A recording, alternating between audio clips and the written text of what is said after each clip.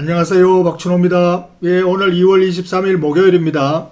이 정치 방향성에 대한 다시 또 불확실성이 등장한 거죠. 예측 불가. 하드 랜딩이냐, 소프트 랜딩이냐, 노 랜딩이냐, 다시 하드 랜딩이냐. 이 예측 불가한 상황이 사실은 원래 정치 방향에 대해서 어느 정도는 이미 감안하고 있었던 거예요. 변동성. 그러니까 변동성이 원래는 굉장히 심할 거라는 것, 이건 우리가 이미 감안하고 있었던 것인데 막상 변동성 나오니까 야, 강세장 끝났나? 이렇게 더 공포스러워지는 거죠.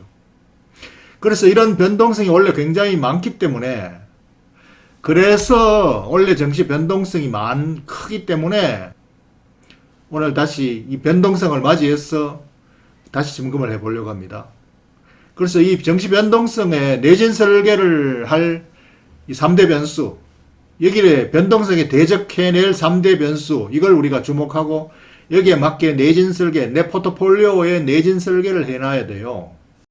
그래서 내진 설계의 가장 기본이 마이크로 개별 기업 단위로 이 경기 침체에 대한 걱정을 이겨내는 주식으로 구성하면은 내진 설계가 튼튼해지는 거죠. 그게 바로 매출과 이익과 배당이 가치를 보장해주는 이 기본기를 갖추고 있는 기본 펀더멘탈이 튼튼한 기업을 가지고 구성을 해야 된다. 원래 포트폴리오는.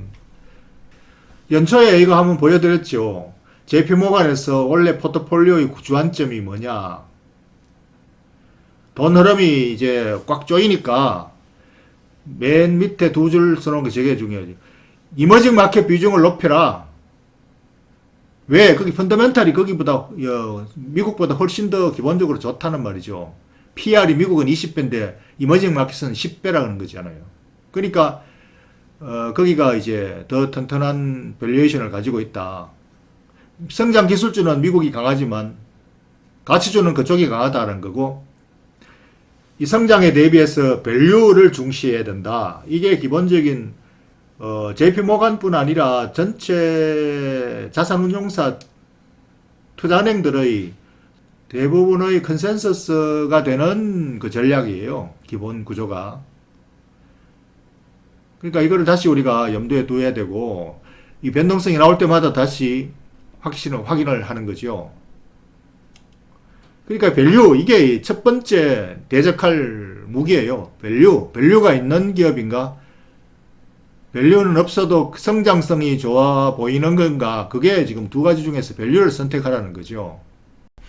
그리고 두 번째는 워낙 통화 강세에 있는 쪽을 강화해야 된다. 그쪽으로 자금을 그걸로 가져가야 된다. 이게 원래 미국이 달러 약세가 원래 오늘 최근에 지금 변동성이 확 나오니까 미국 금리가 다시 더 강화될 것이다 라고 이렇게 막상 생각을 해서 환율이 다시 달러가 강세로 확 반등을 했지만 이것도 되돌림이란 말이죠. 기술적 반등이에요. 그러니까 큰 흐름은 이미 작년 4분기에 방향이 꽉 꺾였죠. 반대로 달러 강세에서 금리 피크아웃 했기 때문에 이제 달러 약세로 되돌린다. 그 흐름이 원래 연중 내내 이어질 것이다 라고 보는 게 컨센서스예요. 그러니까 지금 다시 달러 강세로 했다. 이건 기술적 반등. 달러의 기술적 반등이다. 그러니까 기본적으로는 원화 강세 또는 이머징 마켓 통화 강세. 그래서 글로벌 자금이 이머징 마켓으로 비중이 높아지고 한국어로 비중이 높아질 수 있는 여건이 되는 거니까, 그게 이제 변동성 장을 대적할 수 있는 두 번째 요인이죠. 강세 통화. 그래서 우리가 강세 통화 쪽으로 포트폴리오를 강화하면은 내진 설계가 된다. 그리고 세 번째, 중국 리오픈 변수. 경기 관련해서 중국 리오픈이 되면은 위축된 경제를 전 세계적으로 이제 다시 또 성장 동력을 끌어올릴 수 있는 요인이 변수가 되는 거죠. 그래서 중국 리오픈은 이 차이나 팩터의 두 개의 얼굴을 같이 가지고 있어요. 세계적인 경제 성장을 부채질하는 큰 경기의 힘이 되긴 중요한 변수지만, 반대로 이제 원자재 수요를 높여가지고 다시 인플레이션 지표를 강화시킬 수 있는 또 악재 요인이 되기도 해요. 그리고 이게 이제 또 변동성으로 또 작용을 한단 말이죠. 그 요인이 부각되면 변동성으로 확 또 들어왔다가 다시 성장 경제 뭐 수요 측면에서 보면은 또 긍정적인 경기에 대한 호재로 등장을 했다가 이렇게 이것도 역시 이제 새로운 변수, 이겨낼 변수이긴 하지만 리세션을 이기는 변수이긴 하지만 가라앉아가는 인플레이션을 다시 부추기는 또 불안 요인이 되기도 해요. 그래서 이 변수가 그래도 금리로 인한 경기 침체, 뭐 하드랜딩을 방어해주는 대적할 수 있는 굉장히 큰 무기가 중국 리오픈이란 말이죠. 그래서 이 세 개 변수를 감안해서 포트폴리오를 구성하면은 변동성에 대적해서 능히 이겨낼 수 있는 내진 설계 포트폴리오가 되는 거죠.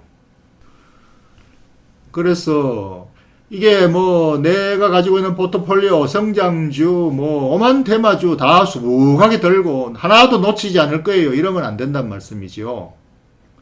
내진 설계를 하려면은 여기서 속간해야 돼. 속간해야 돼.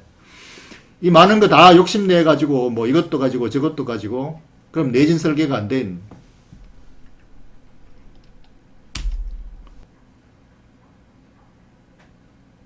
고퍼주가 빌딩이 아주 고층 빌딩인데 안에 철근이 부족한 거나 마찬가지예요. 내진 설계의 가장 기본 중에 기본은 PER이 좋은 주식, 배당 수익률이 높은 주식. PER은 굉장히 좋은데 배당 안 주면 뭐해?